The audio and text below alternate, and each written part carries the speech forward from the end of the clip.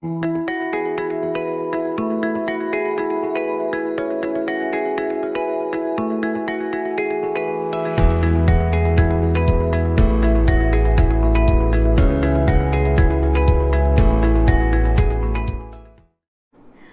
boys and girls to another English class. Today we are going to learn from Unit 6. The title of the lesson is The Man with the Magic Feet. Who is the man with the magic feet that we are going to learn about? This is none other than Messi. If you are a football fan, you would be very excited about this lesson. Even if you are not, Messi does not need any introduction. Everybody knows him. He is one of the greatest football players of all time. Let's learn about Messi. Before we read this lesson, I want to tell you one thing, and that is that we would come across several names in this lesson which are Spanish. So Spanish as a language uses English script, but they are pronounced a little differently. So when I say these Spanish names out, you should pay attention. Alright, let's begin. Lionel Andres Messi was born on 24 June 1987 in Rosario, Santa Fe, Argentina. He was the third child of Jorge Messi, a steel factory manager, and his wife Celia Cuxitini. These names might be a little strange, but that's how they pronounce it in Spanish. One thing you have to keep in mind about Messi's family is that they have some Italian roots. His grandfather moved to Argentina, and that is where Messi was born. After a few years in Argentina, his family had to move to Spain. About all that we will read in this lesson. So his father was a steel factory manager. Football in Argentina can be compared to cricket in India. Everybody is passionate about that sport, and so was Messi's family.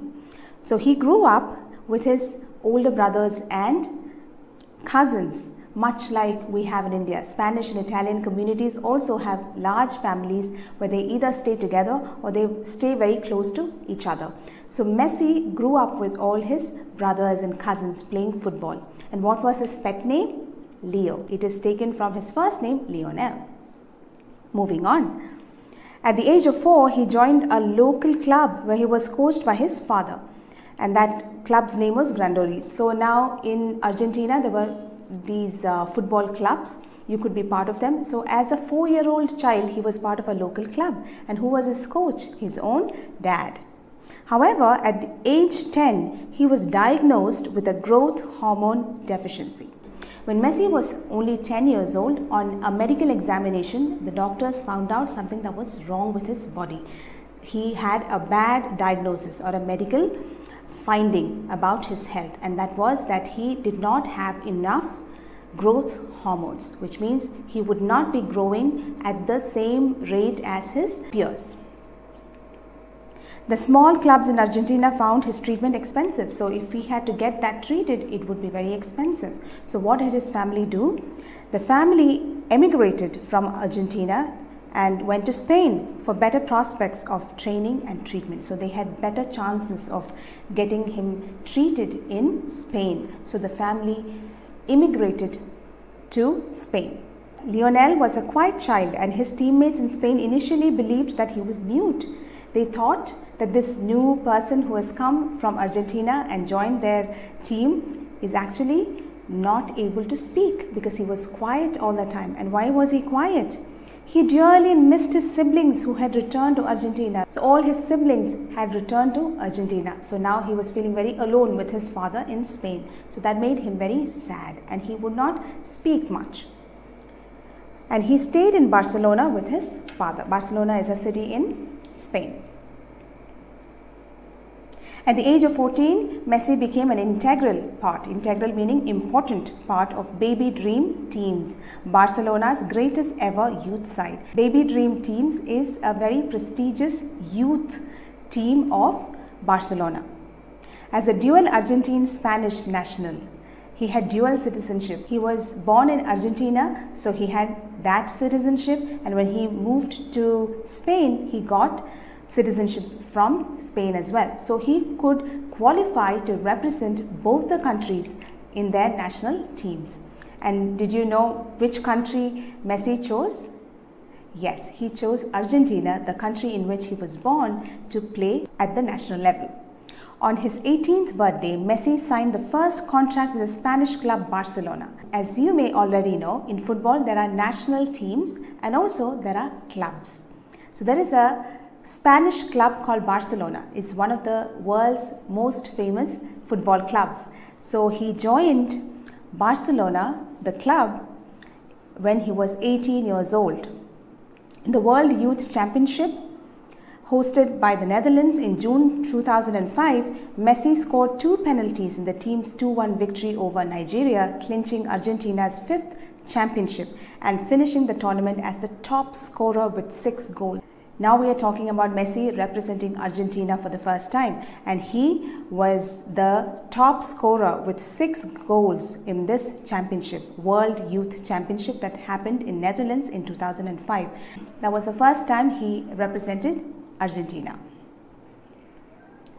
There is another footballer who is world famous who is from Argentina. His name is Maradona, right?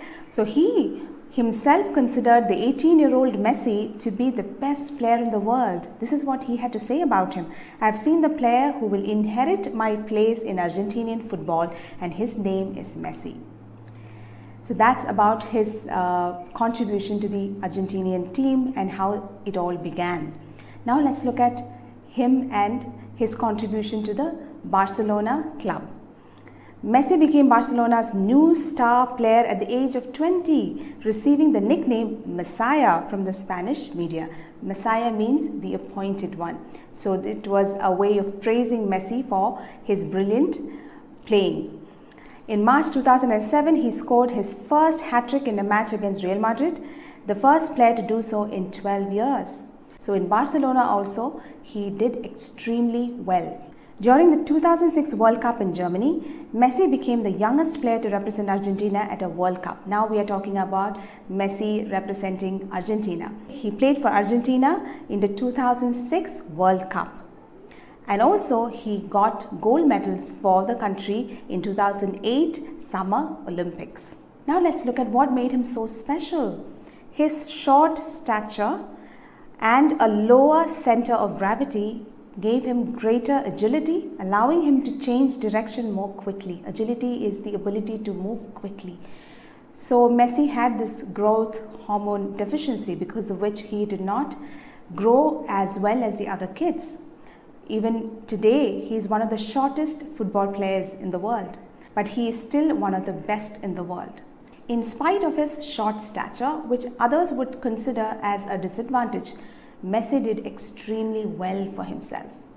Sometimes we would think of something as a disadvantage, but that very thing could be working for our own advantage, like it did in Messi's case.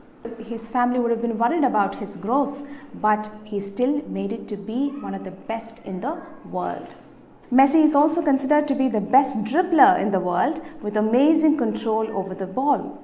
Throughout his career, Messi has been compared with the great Diego Maradona due to their similar playing styles. So both of them had similar playing styles as well.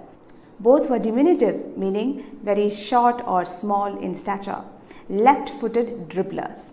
So these things were very common between the great player Maradona and also Messi. The new Maradona was what people started calling him. Messi established himself as the greatest player Argentina had produced since Maradona. We go on to read that in 2006 something happened. Messi announced his retirement from international football because Argentina got defeated in the Copa America finals, and this is what he had to say. I tried my hardest. It has been 4 finals. I want more than anyone to win a title with the national team, but unfortunately it did not happen. I think this is the best for everyone, firstly for me and for a lot of people that wish this. The team has ended for me, a decision is made. So Messi obviously was very saddened about the fact that he could not contribute much to his team winning, and his team lost at this match. And following his announcement, a campaign began in Argentina for him to change his mind. People loved him so much that they wanted him to continue to play for Argentina. Argentina's president, Mauricio Macri, also urged Messi not to quit. The president himself requested him not to quit. And in the end, he changed his mind. Messi reconsidered the decision a week later. He announced his plan of playing for Argentina at the 2018 FIFA World Cup qualifiers in September. A lot of things went through my mind on the night of the final, and I gave serious thought to quitting, but my love for my country and this shirt is too great. So he loved playing for Argentina and he made a decision to come back in spite of his disappointment. Throughout his career, Messi has been involved in charitable efforts aimed at providing care for vulnerable children, and he has contributed his time and finances to the United Nations Children's Fund or UNICEF. So like a lot of famous football players or sports people or celebrities, he also has a heart for helping other people. So he has been involved in a lot of charitable efforts, especially for children. He is the living proof of the ugly duckling story. Do you remember the ugly duckling story? The duckling was feeling very sad that it was looking very ugly, and his family of ducks did not want him. The farmer that was keeping him did not want him, and finally he just went away. And one fine day he realized that he was not even a duck, but he was a beautiful swan. So in the beginning, the ugly duckling had a very difficult time. The same in the case of Messi. And in spite of all these difficulties, he did really well in his sport and made his country, Argentina, very proud, and also made his club, Barcelona, extremely proud of his playing.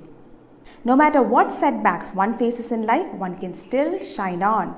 Who would have thought the little boy with a growth defect would become a great football legend and a great inspiration for the whole world? So we never know what each one's potential is. So don't get discouraged if something is a little wrong with you or people say something is wrong with you. You still have to believe in yourself and keep shining on.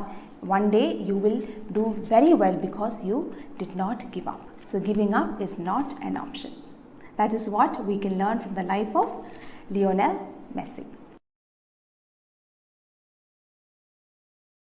Let's move on to the word meanings. We have a lot of words here with their meanings.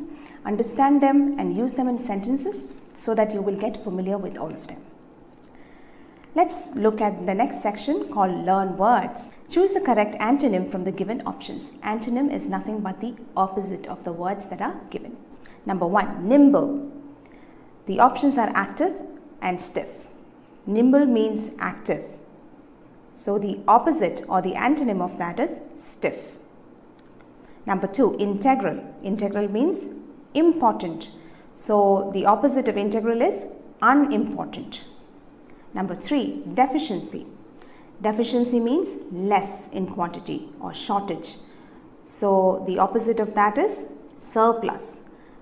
Deficiency, antonym is surplus. Number 4, unimposing. Unimposing means not impressive. So what is the opposite of that? Impressive.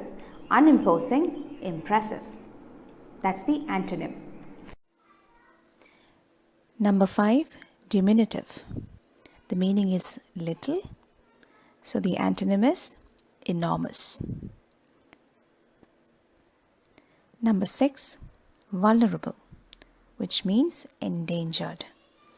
So what is the antonym of vulnerable? Resilient. Yes, strong. The antonym of vulnerable is resilient. Well done. Now we move on to the comprehension section. First we have a true or false section. Number 1, Lionel Messi was born in Spain. False. He was born in Argentina. Number 2, Lionel was an outgoing child. False. He was a very quiet child. Number 3, at the age of 14, Messi became the part of the Grandoli club. Do you remember that club? That's the local club in Argentina that he was first part of. He was only 4 at that time. So this is a false statement. Number 4, Lionel Messi was diagnosed with a growth hormone deficiency. That's true. Number 5, Lionel Messi is considered as the best dribbler in the world. That's true. Number 6, the Spanish media named Lionel Messi as Messiah. That is also a true statement. There's a set of questions that are also given. So once you will read this lesson on your own, you will be able to answer each one of them. Let's move on to the grammar section. Today we are going to look at Object. What is the object in a sentence? We know in a sentence there are two parts. They are the subject and the predicate. The subject is what the sentence is about. The predicate is the rest of the sentence that gives information about the subject. Now, in the predicate part of the sentence, there could be an object. An object is that part of the sentence upon which or upon whom the action is carried out. So, action would be denoted by the verb. In short, in a sentence, there is a subject, and then the subject could be doing an action, and the receiving end of that action would be the object. Let me give you an example. Neha is making a paper boat. Here the subject is Neha. This sentence is about Neha. What is she doing? She is making something. Now, making is the verb, that is the action. What is she making? A paper boat. So, paper boat is the object. It is the part of the sentence upon which the action is carried out. The action here is making. So, what is she making? The paper boat. So, that is the object.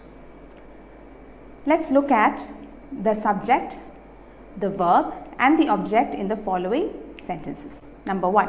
Nisha has completed her homework. Here Nisha is the subject. Has completed is the verb, and homework. What has she completed? The homework. So, homework is the object. Number 2. Meena prepared the dinner. Meena is the subject. Prepared is the verb or the action. The dinner is the object. What has she prepared? The dinner. Number 3. Nora is carrying an umbrella. Nora is the subject. Carrying is the verb. An umbrella is the object. Number 4. Manisha is writing the letter. Manisha is the subject. Writing is the action or the verb. The letter is the object. Number 5. The cat pounced on the poor mice. The cat is the subject. Pounced is the verb. Mice is the object. Number 6. Did you find your book? You is the subject. Find is the verb. And book is the object. Number 7. Angel gave her book to Jenny. This is interesting. Angel is the subject. Gave is the verb. What does she give?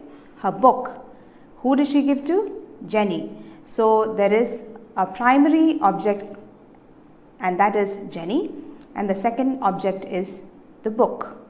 Number 8. The fire engulfed the whole building. The fire is the subject. What did it do? The action. Engulfed, that is the verb.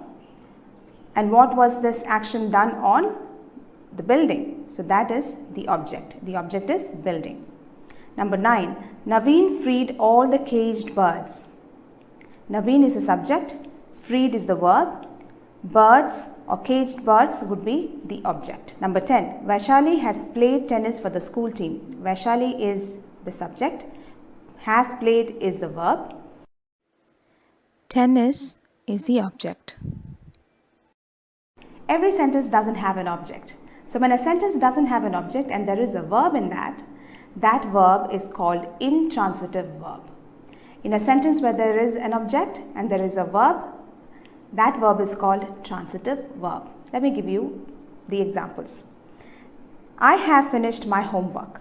Here, homework is the object. So, there is an object in this sentence. So, the verb finished becomes a transitive verb.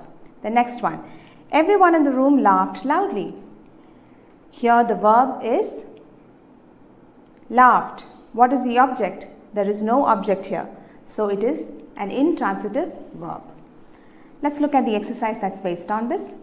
Underline the verbs and write whether the verbs in these sentences are transitive or intransitive in the blanks. Number 1. Vijay is flying a kite with his friends. Here the verb is flying. What is he flying? A kite. That's the object. So, there is an object in this sentence. So, it is a transitive verb. Flying is a transitive verb. Second one. Priya danced beautifully. Here the subject is Priya. The verb is danced. Is there an object? No.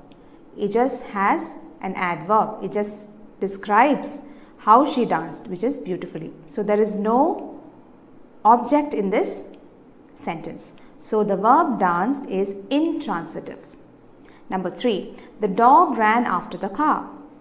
The dog is the subject, ran is the verb, the car is the object. So this verb ran is transitive. Number 4, Vishwa spoke to me over the phone yesterday. Here the verb is spoke and the object is Me. the verb is a transitive verb. Number 5, the king spoke eloquently. Here the verb is spoke. Eloquently is just the adverb and not the object. There is no object, so the verb spoke is intransitive. Number 6, I finished the book in 3 days. Finished is the verb. The object is the book. So there is an object, so it is a transitive verb. Number 7, finish your meal. There is no subject. The verb is finish and the object is meal. So this is a transitive verb. Number 8, everybody laughed at the joke. Everybody is a subject, laughed is the verb, joke is the object. So it is a transitive verb. Number 9, I slept on my bed. Slept is the verb and bed is the object. So it is a transitive verb. Number 10, I played for an hour. Played is the verb. For an hour is the object. Though it is not mentioned what was played, it is mentioned for how long I played. So that is the object. Since this sentence has an object, the verb played is a transitive verb. Well done. Let's move on to the next section. It's called Learn to Communicate. It has 2 sections, listening and speaking and also writing. Listening and speaking is something you can do in your classroom with your teacher and your friends. And then the writing section is this. Write a letter to your favorite sports person, inviting him or her as a chief guest to your school's annual sports day. Keep in mind all the components that make a good letter, how you address a person, how you write the address, where do you do that, all of that you have to keep in mind. And also the matter. The matter is nothing but inviting this person over to your school's annual sports day. So remember to say that, the date, the time and all of that that person would want to know in this letter very clearly. That will make this letter a very effective and a clear one. This brings us to the end of the lesson. I hope you enjoyed this lesson about Messi. If you wish to know more about him, pick up one of those books that are written on his life. You could also find videos on his life. And about the new words and the grammar concepts that we've learned, keep practicing. Practice makes perfect. Bye-bye.